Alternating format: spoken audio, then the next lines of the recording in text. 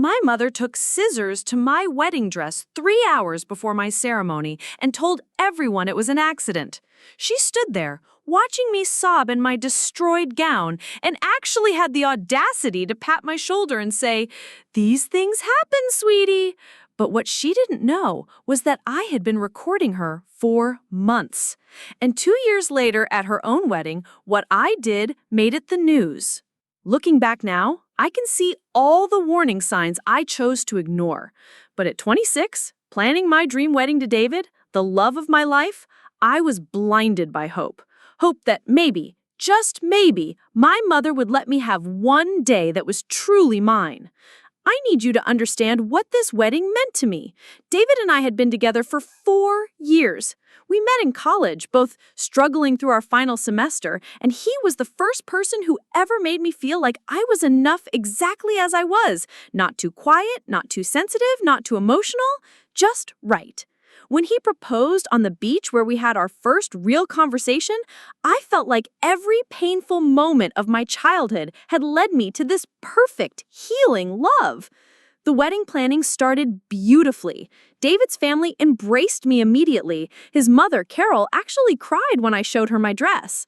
She said I reminded her of herself at that age, and for the first time in my life, I felt what it was like to have a mother figure who celebrated me instead of competing with me. My own mother, Linda, seemed supportive at first. She offered to help with the flowers, the venue coordination, even said she'd take care of the final dress fitting. I was so grateful, so naive. I thought maybe planning my wedding would be the bonding experience we'd never had. But as the months progressed, subtle things started happening. Vendors would call me confused about changes my mother had made without consulting me. The flowers went from soft blush roses to bright red ones because Mom insisted red was more sophisticated. The menu changed from our carefully chosen comfort foods to an elaborate French cuisine that David was allergic to. Each time she'd say, "Trust me, darling, I know what's best." The breaking point came during my bachelorette party. I had planned a quiet weekend at a cabin with my closest friends. Nothing fancy, just good food, games, and celebrating with the women who truly knew me. But when we arrived, Mom had surprised me by inviting 20 additional women I barely knew from her social circle, hired a party planner, and turned it into some elaborate affair that felt nothing like me. I remember sitting in the bathroom, crying while my best friend Sarah held my hair back as I threw up from stress. "She's taking over everything," I whispered. "This doesn't feel like my wedding anymore." Sarah, bless her heart, looked me straight in the eye and said, "Emma, you need to set boundaries. Now, before it's too late." But I was too afraid, too conditioned to avoid conflict with my mother, too desperate to believe that her overbearing nature came from love, not control. The night before the wedding, I could barely sleep. Not from excitement, but from a gnawing anxiety that something was wrong. Mom had insisted on keeping my dress at her house for safekeeping and would bring it to the venue in the morning. She'd also volunteered to handle all the morning preparations, promising me a stress-free day. I should have known better. The wedding was set for 3 p.m. at a beautiful garden venue about an hour from the city. I was staying at a hotel nearby with my bridesmaids, and Mom was supposed to arrive at 10 a.m. with my dress and help me get ready. 10 a.m. came and went. No Mom, no dress. At 10:30, I started calling her, straight to voicemail. By 11 a.m., I was pacing the hotel room in my robe, my hands shaking. Sarah was calling every number she had for my mother while my other bridesmaids tried to keep me calm. "She probably just got caught in traffic," my cousin Jessica said, but I could hear the worry in her voice. At 11:45, Mom finally burst through the door, and I immediately knew something was catastrophically wrong. Her face was flushed, her eyes were red, and she was carrying my dress bag in a way that made my stomach drop. "Mom, thank God, I was so worried." She interrupted me, and her voice had that artificially calm tone she used when she was about to deliver bad news. "I need you to sit down." "What's wrong? Is the dress okay?" She set the bag down gently, too gently, and I noticed her hands were trembling. "There's been a little accident with your dress." The world tilted. "What kind of accident?" She was just trying to make a small adjustment to the train. It looked a little long when I held it up this morning, and the scissors slipped.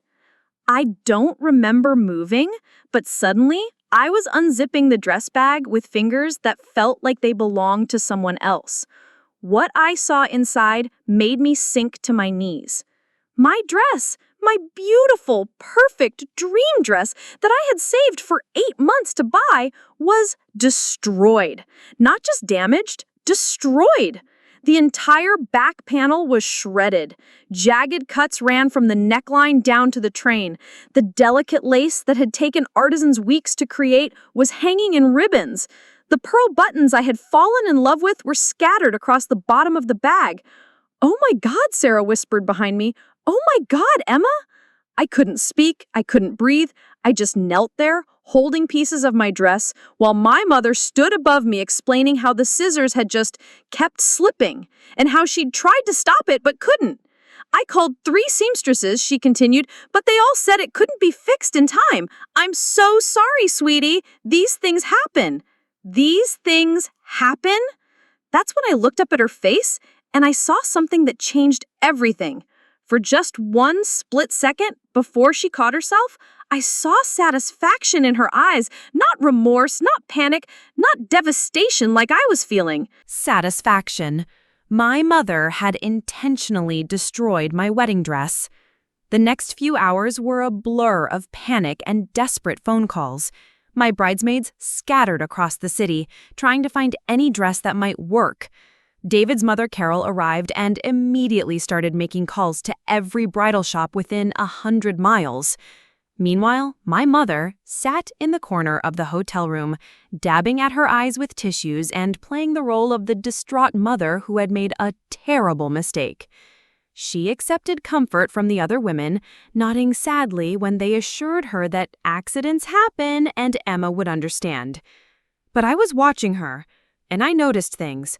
I noticed that she wasn't actually crying. She was just making crying sounds while keeping her makeup perfectly intact. I noticed that she kept checking her phone and smiling slightly when she thought no one was looking. I noticed that when Carol found a dress at a boutique across town and everyone cheered, my mother's face fell for just a moment before she forced a smile. Most importantly, I noticed that she had brought a backup dress with her, a dress she claimed was just in case, but that was somehow exactly my size and style preference. "I saw this at the boutique yesterday," she said, pulling out a simple white dress that was beautiful but completely different from what I'd chosen. "The saleswoman said it reminded her of you, so I bought it impulsively. Thank God I did."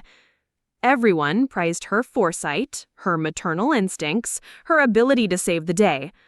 But I was starting to understand what had really happened. This wasn't an accident. This was a calculated plan to force me to wear the dress she wanted me to wear, to make her the hero of the story, to ensure that even my wedding day revolved around her. The ceremony went on.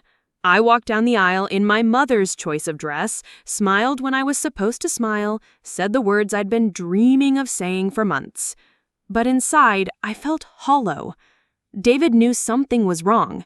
He kept squeezing my hand and whispering, "Are you okay?" during the ceremony. But what could I say? That I suspected my own mother had sabotaged my wedding dress? That I was standing at the altar feeling like nothing about this day was actually mine? The reception was worse. My mother had somehow positioned herself as the woman of the hour, telling everyone the story of how she'd heroically saved the day after a terrible accident. She basked in the praise, accepting sympathy and admiration in equal measure. "Linda is such a wonderful mother," I heard guests saying. "Emma is so lucky to have someone who would go to such lengths to make sure her day was perfect." I watched her dance with my new husband, whisper in his ear, pose for photos where she somehow always managed to be the center of attention. And I realized that this was exactly what she'd wanted all along, to make my wedding day about her. But the final straw came during the speeches. My mother stood up, microphone in hand, and began what was supposed to be a heartfelt tribute to her daughter. Instead, she spent 10 minutes talking about her own sacrifices as a single mother, her own struggles and triumphs, her own wisdom in guiding me to this moment. "I remember when Emma was a little girl," she said, her voice perfectly modulated to draw maximum sympathy, "and I used to tell her that someday she'd find someone who would love her despite all her little quirks and sensitivities. I'm so proud to say that David has done exactly that. Despite all my little quirks and sensitivities. She had just insulted me at my own wedding reception in front of 150 people while making it sound like a compliment, and everyone was applauding. That's when I made a decision that would change everything. The weeks following my wedding were dark. I fell into a depression that scared even me. I couldn't look at wedding photos without feeling sick. I couldn't wear my wedding ring without remembering how wrong everything had felt that day. David was incredible, patient, loving, trying to understand why I was so devastated about a dress when we were married and happy. But how could I explain that it wasn't about the dress? It was about the systematic erasure of my identity, the realization that my own mother had sabotaged the most important day of my life for her own emotional satisfaction. 3 weeks after the wedding, I was cleaning out my purse when I found something that changed everything. A small digital recording device that I'd forgotten I'd put there. I'd bought it months earlier to record my thoughts about wedding planning, thinking I might want to remember the process someday. Without really thinking about it, I pressed play. What I heard made me sit down hard. It was my mother's voice from the morning of the wedding, talking to someone on the phone while she thought I was in the shower. "Exactly as we planned. The dress is completely unwearable now. No, she has no idea it was intentional." I brought a backup, of course, something more appropriate. "She'll be so grateful that I saved the day." Yes, I know it seems harsh, but Emma has always been too dramatic, too emotional. She needs to learn that her fairy tale fantasies aren't realistic. This will be a good lesson for her about what really matters in life. I played it 3 times before I could fully process what I was hearing. My mother had not only intentionally destroyed my dress, she had planned it in advance and coordinated with someone else. That night, I told David everything. I played him the recording, explained all the strange inconsistencies I had noticed, shared my suspicions about her behavior throughout our entire relationship. "David, this is really sick. What she did to you is psychological abuse." Hearing him say it out loud made it real. I wasn't being dramatic or oversensitive. My mother had deliberately traumatized me on my wedding day. "What do you want to do?" he asked. I thought about it for a long time. I could confront her directly, but I knew she'd deny everything and somehow make me feel like the villain. I could cut her off completely, but that felt too easy. She'd just play the victim and turn my extended family against me. "I want to document everything," I said. "I want to understand the full scope of what she's been doing to me, and I want proof that no one can deny." That's when I started what I came to think of as my investigation. Over the next 6 months, I began systematically documenting my mother's behavior. I started carrying the small recording device everywhere, and I began to see patterns I'd never noticed before. My mother was a master manipulator, but she was also incredibly predictable. She would create chaos, then position herself as the solution. She would undermine my confidence, then offer herself as my guide. She would sabotage my happiness, then comfort me through the aftermath. The recordings revealed conversations where she complained about my selfishness to her friends, where she mocked my career choices, where she strategized about ways to keep me dependent on her approval. But the most damning evidence came from an unexpected source. I had lunch with my Aunt Patricia, my mother's sister, about 8 months after the wedding. Patricia had always been the black sheep of the family, and I'd been told to avoid her because she was jealous of my mother's success. "Emma," Patricia said carefully, "can I ask you something about your wedding?" I tensed, expecting another rehashing of the dress accident. "Your mother called me the week before your wedding," she continued. "She was excited. She said she had a plan to teach you an important lesson about not being so precious about material things." My blood went cold. "What did she say exactly?" "She said she was going to make sure your wedding day taught you about what really mattered in life. She said you were too focused on fairy tale nonsense and needed to learn to be more grateful for what you had." Patricia paused, studying my face. Emma, I think she did something to your dress on purpose. And I think she's been doing things like this to you your entire life. That conversation opened floodgates. Patricia shared stories about my mother's behavior throughout our childhood that I'd forgotten or dismissed. How she'd thrown away my favorite stuffed animal because I was too old for such things. How she'd canceled my birthday party when I was 12 because I had been ungrateful about the theme she'd chosen. How she told my high school boyfriend that I was too immature for a serious relationship until he broke up with me. She's been sabotaging you for years, Patricia said, and then swooping in to comfort you through the aftermath so you'd be grateful to her. I left that lunch feeling like I was seeing my entire life through a new lens. My mother hadn't just destroyed my wedding dress, she'd been systematically destroying my confidence, my relationships, my sense of self for decades. Armed with this new understanding, I began to change my approach to my mother. Instead of confronting her directly, I started to pull back slowly. I became less available, less eager to please, less dependent on her approval. And I watched her behavior escalate. She started showing up at my apartment unannounced. She began calling my friends and colleagues with concerns about my mental health. She told David's family that I was going through a difficult adjustment and that they should be patient with me. All of this I documented. Every conversation, every manipulation, every attempt to control my narrative. But I was waiting for the right moment. I knew that confronting her in private would accomplish nothing. She'd deny everything, gaslight me, and probably escalate her behavior. I needed a public forum where her reputation mattered, where the consequences would be real. I got my chance 2 years later. My mother had been dating Robert, a successful businessman, for about a year. He was recently divorced, wealthy, and exactly the kind of man my mother had always said she deserved. When she announced their engagement, I felt a familiar twist in my stomach. I watched her plan this wedding with the same controlling intensity she'd brought to mine, but this time it was her show entirely. She was having a lavish ceremony at an expensive country club, inviting 200 guests, sparing no expense. She talked constantly about how this was her real wedding, how her first marriage to my father had been too young and rushed, how she finally deserved to have the celebration she'd always dreamed of. "I'm so excited for you, Mom," I said when she told me about the venue. "This sounds perfect." She looked at me suspiciously. For the past year, I'd been polite but distant, and she couldn't figure out why. "You'll be my maid of honor, of course." I'd be honored, and I meant it. Being her maid of honor would give me access to everything I needed. The months leading up to Mom's wedding were surreal. I played the role of the supportive daughter perfectly, helping with planning, attending dress fittings, organizing her bachelorette party. And the entire time, I was documenting everything. I recorded her complaints about Robert's ex-wife, her manipulative conversations with vendors, her cruel comments about the appearance of other women our age.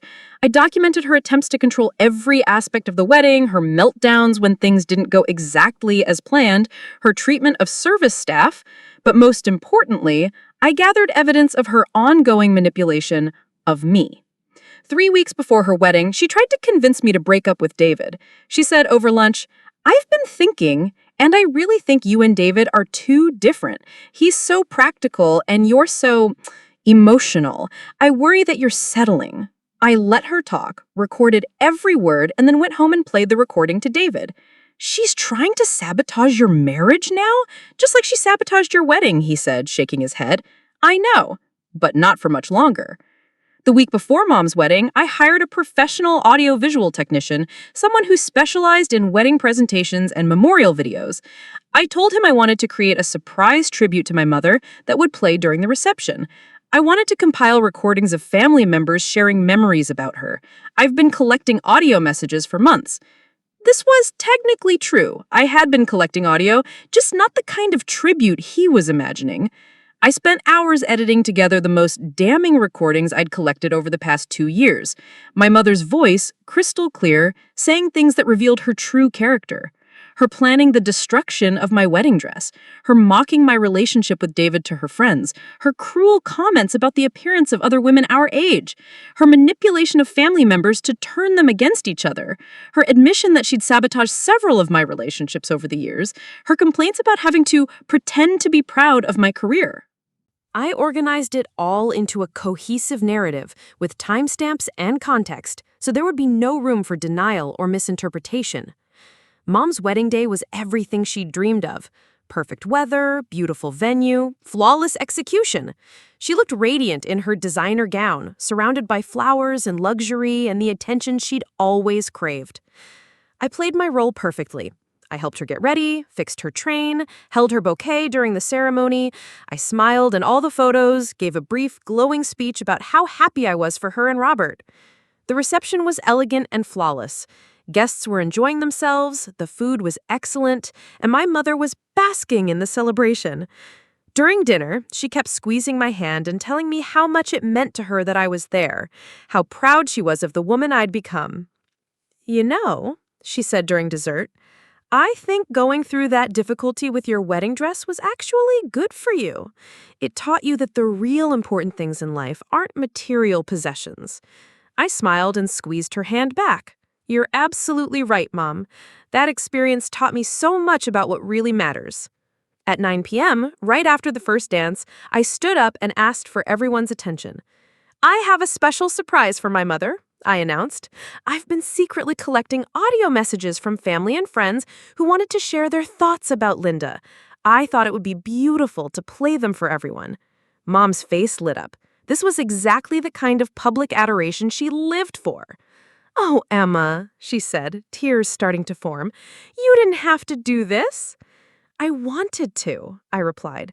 "I wanted everyone to hear who you really are." The lights dimmed and the large screens around the reception hall flickered to life. Instead of photos, there was just audio. But the sound quality was perfect, and my mother's voice filled the room with crystal clarity. The first recording was from 3 weeks before my wedding. "Emma's always been too dramatic, too emotional.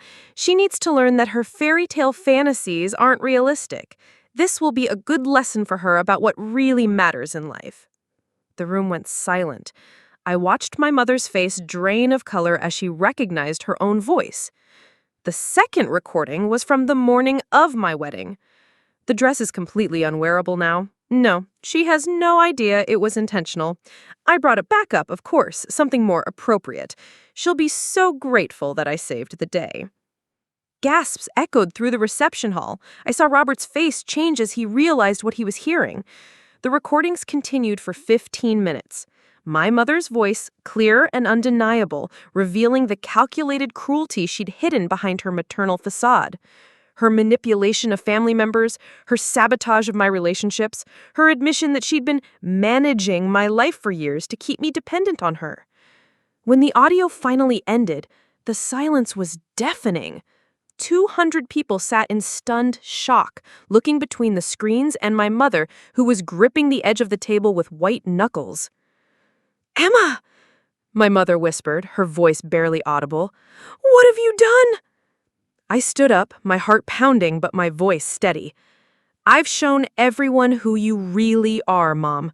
Just like you showed me who you really are when you destroyed my wedding dress." She looked around the room desperately, searching for allies, for someone to come to her defense. But the evidence was too clear, too damning. Even her closest friends were staring at her with disgust and disbelief. "You recorded private conversations. You violated my privacy. You ruined my wedding out of spite."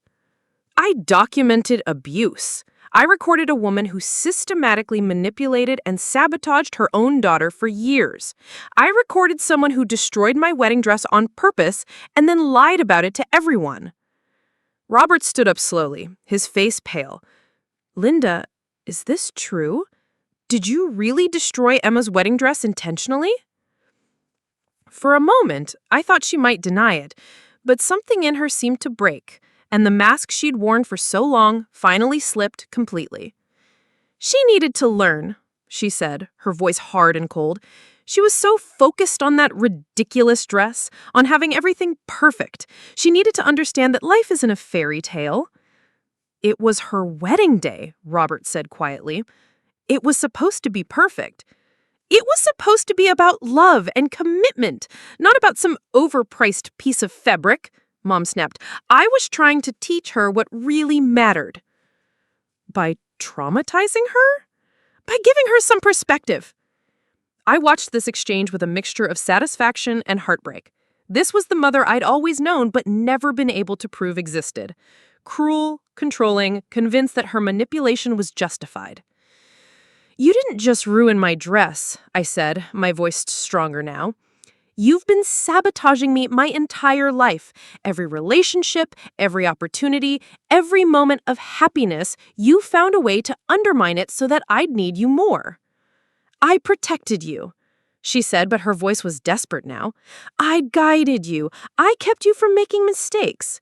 You kept me from living my own life.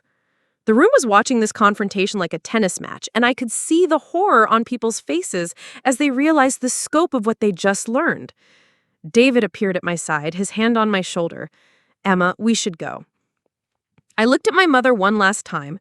She was sitting at her head table in her beautiful wedding dress, surrounded by the ruins of her carefully constructed image.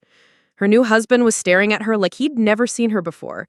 Her friends were whispering amongst themselves, probably wondering what other lies she'd told them over the years. I spent 2 years planning this. 2 years! Documenting your behavior, waiting for the right moment, making sure I had undeniable proof. Do you know why? She didn't answer, just stared at me with a mixture of rage and fear. Because I knew that if I confronted you privately, you'd deny everything. You'd gaslight me, manipulate the situation, probably find a way to make me feel guilty for questioning you. But I also knew that your reputation mattered more than anything else in the world. I gestured to the room full of her friends, colleagues, and family. Now everyone knows. Everyone you've ever tried to impress, everyone's opinion you cared about, everyone you wanted to think you were this perfect mother, they all know what you really are. You're a monster. No, I said, sadly. I'm your daughter, and I'm finally free. David and I left the reception together, walking out into the cool night air while the chaos continued behind us. I could hear raised voices, people arguing, the sound of chairs scraping as guests stood up and began to leave. How do you feel? David asked as we got into our car. I thought about it for a long time. Empty, I said finally. And relieved. And scared. Scared of what?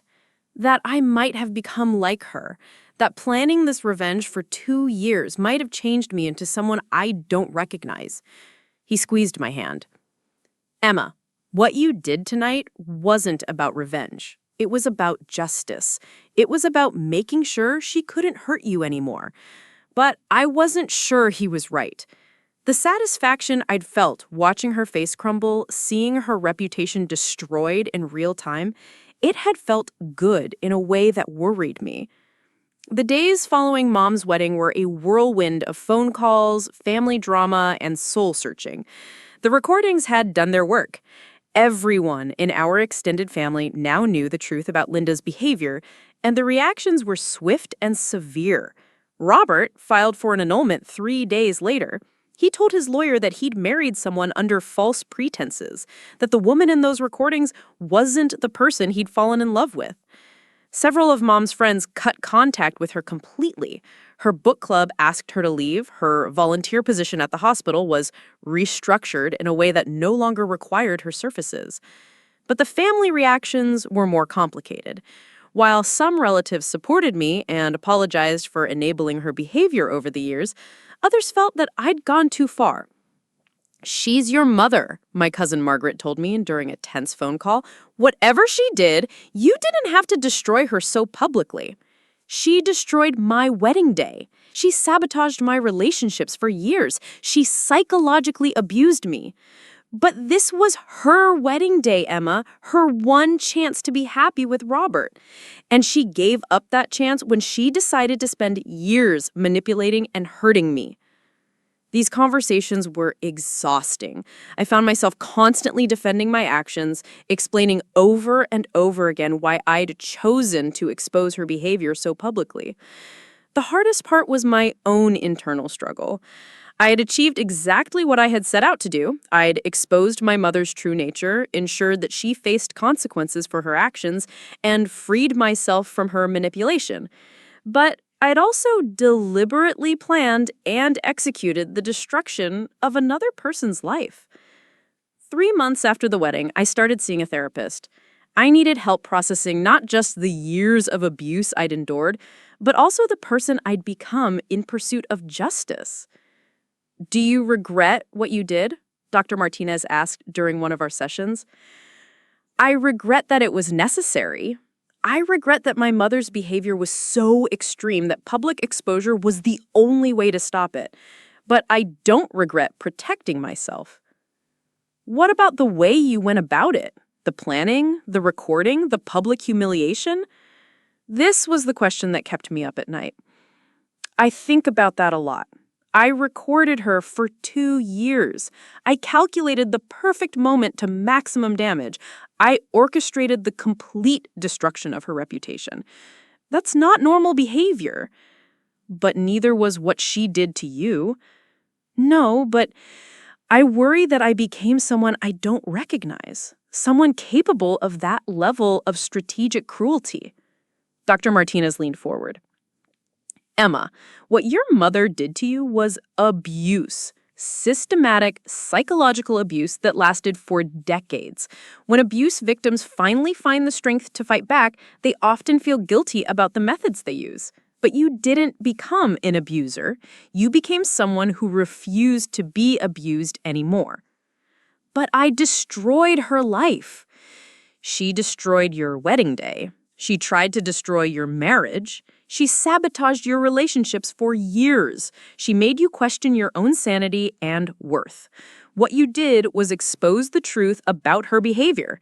The consequences she faced were the natural result of her own actions." These sessions helped, but the guilt remained. I had wanted justice, but I had also wanted revenge. And the part of me that had felt satisfaction watching her world crumble worried me. 6 months after the wedding, I got a call from Robert. He wanted to meet for coffee and talk about what had happened. "I need to thank you," he said when we sat down. "What you did that night probably saved me from years of manipulation." "I'm sorry it had to happen at your wedding. I know that wasn't fair to you." "It wasn't fair to either of us, but I'm grateful I learned the truth before it was too late." He told me about the months leading up to their wedding, how my mother had slowly begun to exhibit controlling behaviors that he'd dismissed as pre-wedding stress, how she'd made subtle comments about his ex-wife, his children, his friends, how she'd begun to isolate him from his support system in ways that were so gradual he hadn't noticed until after hearing the recordings. "She was doing to me what she'd done to you. I just didn't recognize it yet." This conversation provided some comfort, but it also highlighted the complexity of what I'd done. I'd saved Robert from manipulation, but I'd also destroyed what he'd believed was a loving relationship. The woman he'd fallen in love with had been a carefully constructed facade, and I'd been the one to tear it down. A year after the wedding, my relationship with my mother was essentially non-existent. She'd made a few attempts to contact me, letters claiming she'd been misunderstood, phone calls where she alternated between apologies and accusations. But I'd blocked her number and returned her letters unopened. Some people called this cruel. They said that regardless of what she did, she was still my mother and I should find a way to forgive her. But I'd learned something important through this whole experience. Forgiveness doesn't require reconciliation. I could forgive my mother for her actions without allowing her back into my life. I could understand that her behavior probably stemmed from her own psychological issues without making myself available to be hurt again. The recordings had served their purpose. They'd provided undeniable proof of her manipulation, ended her ability to gaslight me, and created consequences for her behavior. But they'd also done something else. They'd shown me that I was capable of strategic thinking, long-term planning, and decisive action when necessary. This realization was empowering and frightening. I'd spent years being reactive, always responding to her manipulation rather than taking control of situations. But in planning and executing her public exposure, I discovered that I could be proactive, calculated, and effective when I needed to be. 2 years later, I still wrestle with questions about what I did. Was it justice or revenge? Was the public humiliation proportional to the private abuse? Did I become a manipulator in my quest to escape manipulation? I think the answer is complicated. It was both justice and revenge. The public humiliation was probably disproportionate to any single act of abuse, but it was proportional to the cumulative effect of years of manipulation. And yes, I probably did become a manipulator, but I became one in service of ending manipulation, not perpetuating it. Dr. Martinez helped me understand that moral questions like these don't have simple answers. People who've been abused often have to make difficult choices about how to protect themselves, and those choices exist in a moral gray area that can't be easily judged by traditional standards. The question isn't whether what you did was perfect, she told me. The question is whether it was necessary and effective, and from what you've told me, it was both. What I hadn't anticipated was how my actions would affect other people in my mother's life. About 18 months after the wedding, my Aunt Patricia called me with unexpected news. "Emma, I need to tell you something," she said. "Your cousin Sarah has been seeing a therapist, and she's starting to remember things about your mother's behavior toward her when she was younger." This opened a floodgate I hadn't expected. Over the following months, several family members reached out to share their own experiences with my mother's manipulation. Stories I'd never heard about. Christmas gifts that disappeared, about relationships she'd undermined, about confidences she'd systematically destroyed. My cousin Sarah, who was 5 years younger than me, had suppressed memories of my mother deliberately excluding her from family events, making cruel comments about her weight, and telling her parents that she was troubled and needed stricter discipline. "I always thought there was something wrong with me," Sarah told me during a tearful phone call. "I thought I was too sensitive, too needy. But hearing those recordings made me realize that she was doing to me what she was doing to you." These revelations were both validating and heartbreaking.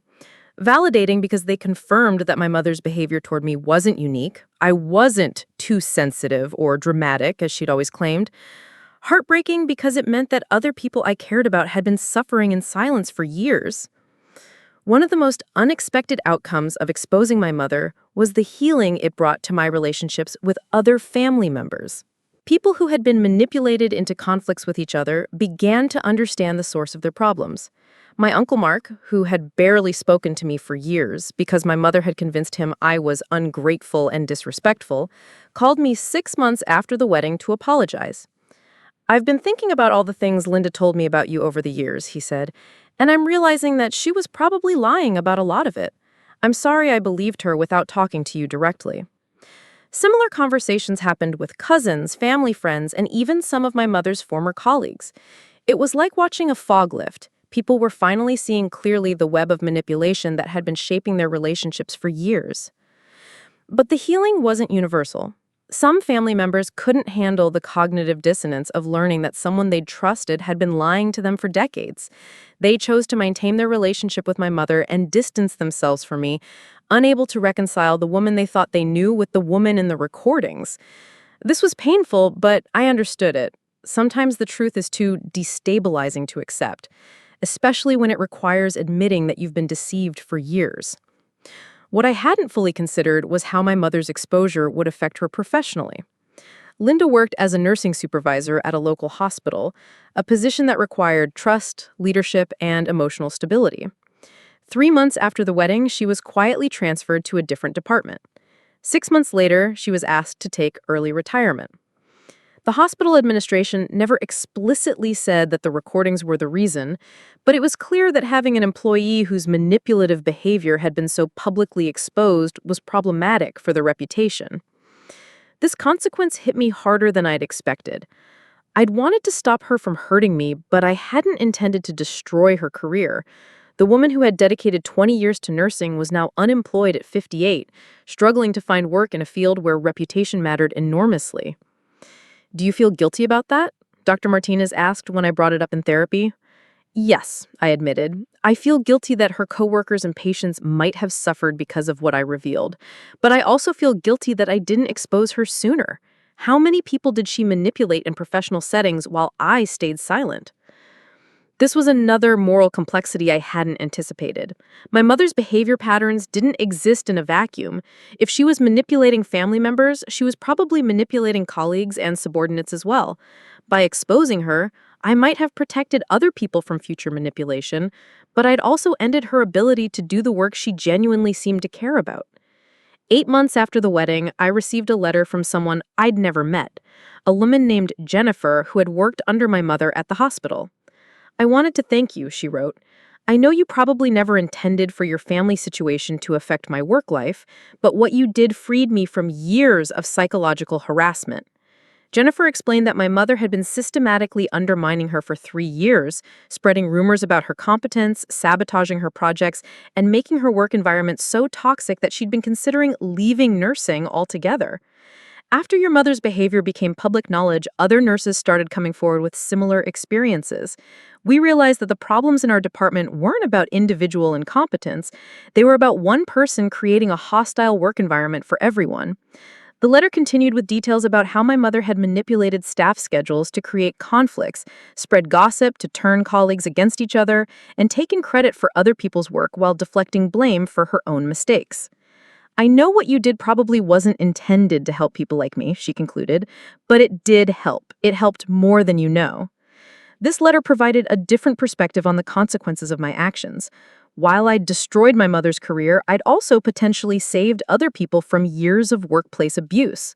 The recordings that had exposed her personal manipulation had also revealed patterns of professional misconduct that might have continued indefinitely otherwise. Almost 2 years after the wedding, my mother made one last attempt to contact me. She showed up at my apartment on a Saturday morning, looking older and more fragile than I'd ever seen her. "Emma, please," she said when I opened the door. "I need to talk to you." I almost closed the door immediately, but something in her appearance stopped me. She looked genuinely broken in a way that seemed different from her usual manipulative tactics. "You have 5 minutes," I said, not inviting her in. She stood in my doorway and, for the first time in my life, gave me what sounded like a genuine apology. "I know what I did was wrong," she said, her voice shaking. "I know I hurt you in ways that can't be undone. I know I destroyed your wedding day and manipulated you for years. I know I don't deserve forgiveness." I waited for the "but" that usually followed her apologies, the justification or deflection that would reveal her true motives. But it didn't come. "I've been seeing a therapist," she continued. "I'm trying to understand why I did those things, why I felt the need to control everyone around me. I'm not asking you to forgive me or to let me back into your life. I just wanted you to know that I understand now how much damage I caused." I studied her face, looking for signs of manipulation, for the calculated expressions I'd learned to recognize. But she seemed genuinely remorseful in a way I'd never seen before. "I'm glad you're getting help," I said finally, "but that doesn't change what you did, and it doesn't change my decision to cut contact with you." She nodded sadly. "I know. I wanted you to know that you were right to stop me. What I did to you was unforgivable, and you were right to protect yourself." After she left, I sat in my apartment for hours, trying to process what had just happened. This was the mother I'd always wanted, someone who could acknowledge her mistakes, take responsibility for her actions, and put my well-being above her own needs. But it had taken the complete destruction of her life for her to reach this point. 3 years after the wedding, I can look back on what I did with more clarity and less emotional charge. The recordings served their purpose. They stopped my mother from continuing to manipulate me. They revealed the truth about her behavior to people who needed to know. And they created consequences that motivated her to seek help. But they also fundamentally changed who I am. I'm more cautious now, more strategic in my thinking, more aware of the ways people can manipulate each other. I'm less trusting, but also less naive. I'm more protective of my boundaries, but also more conscious of the power I have to hurt others. David and I are stronger than ever. Going through this experience together taught us both about the importance of standing up to toxic behavior, even when it comes from family. Our marriage survived my mother's attempts to sabotage it, and we've built something that can't be undermined by external manipulation. I still see Dr. Martinez occasionally, mainly to process the ongoing effects of growing up with a manipulative parent. We talk about the difference between healthy assertiveness and manipulation, about setting boundaries without becoming cruel, about protecting myself without losing empathy for others. The question that haunts me most is whether I could have handled the situation differently. Could I have confronted my mother privately and achieved the same result? Could I have set boundaries without destroying her reputation? Could I have protected myself without becoming someone capable of such calculated revenge? I think the answer is probably no. My mother's manipulation was too sophisticated, too entrenched, too systemic to be addressed through normal means. She had spent decades perfecting her ability to gaslight, deflect, and manipulate. Private confrontation would have been useless because she would have found a way to turn it back on me. But I also think that the person I became in pursuit of justice, someone who could plan for 2 years, who could strategically gather evidence, who could execute a public humiliation with perfect timing, that person scares me sometimes. Not because I think I'll hurt innocent people, but because I know I'm capable of far more calculation than I ever imagined. My mother and I have had no contact since that final conversation in my doorway. I hear occasional updates through family members. She's still in therapy, she's moved to a different city, and she's working part-time at a clinic. She seems to be genuinely trying to change, but that change came at an enormous cost. I don't regret what I did, but I don't celebrate it either. It was necessary, it was effective, and it was probably the only way to stop her from continuing to hurt people. But it was also cruel, calculated, and destructive in ways that go beyond just my mother's life. The recordings sit in a folder on my computer, a reminder of what I'm capable of when pushed to my limits. Sometimes I think about deleting them, but I keep them as a reminder, not of my victory, but of the price of that victory. If I had to give advice to someone in a similar situation, I would say, document everything. Trust your instincts, and don't let anyone convince you that abuse is acceptable just because it comes from family. But I would also say, be prepared for the consequences of fighting back, because they extend far beyond the person who hurt you. The people who say I went too far aren't entirely wrong. I did go far, farther than I ever thought I could go, farther than I ever wanted to go. But sometimes going too far is the only way to go far enough. My mother destroyed my wedding dress, but she also destroyed my trust, my confidence, and my ability to form healthy relationships. She spent years systematically undermining my sense of self. What I did to her was devastating, but what she did to me was also devastating. It was just less visible, more socially acceptable, and spread out over decades. The most important thing I've learned is that healing doesn't require forgiveness, and justice doesn't require reconciliation. I can acknowledge that my mother was probably acting out of her own psychological damage without making myself available to be damaged by her again. I can understand that her controlling behavior probably stemmed from her own fear and insecurity without accepting that as an excuse for the pain she caused. I can even hope that she continues to grow and change in therapy without wanting to be part of that process. David and I are planning to start a family soon, and I think about what kind of mother I want to be. I want to be someone who celebrates my children's achievements instead of competing with them, who supports their dreams instead of undermining them, who builds them up instead of tearing them down. I want to be everything my mother wasn't, but I also want to avoid becoming what I became in fighting her. I want to be strong without being cruel, protective without being manipulative, strategic without being calculating. 3 years later, I still think about that moment when the recordings began to play at my mother's wedding. The silence that fell over the room, the shock on people's faces, the way my mother's carefully constructed facade crumbled in real time. I think about the months of planning that led to that moment, the hours spent editing audio, the strategic decisions about timing and presentation. I think about the satisfaction I felt watching her world collapse and the guilt I felt about feeling satisfied. But mostly, I think about the little girl who spent years believing that her mother's criticism was love, that her manipulation was guidance, that her sabotage was protection. I think about the young woman who blamed herself for every failed relationship, every missed opportunity, every moment of self-doubt. That girl deserved to be protected, even if it took her adult self years to figure out how to do it. What I did to my mother was extreme, but what she did to me was also extreme. It was just normalized, accepted, and hidden behind the veneer of maternal concern. I would do it again. Not because I enjoyed it, not because I'm proud of it, but because it was necessary. Because sometimes the only way to stop someone from destroying you is to destroy them first. Because sometimes the only way to protect yourself is to become someone you never thought you could be. The recordings are still on my computer, and my mother is still in therapy, and I'm still learning how to be the person I want to be instead of the person she tried to make me. The story continues, but the dynamic has changed forever. And that, ultimately, was the point.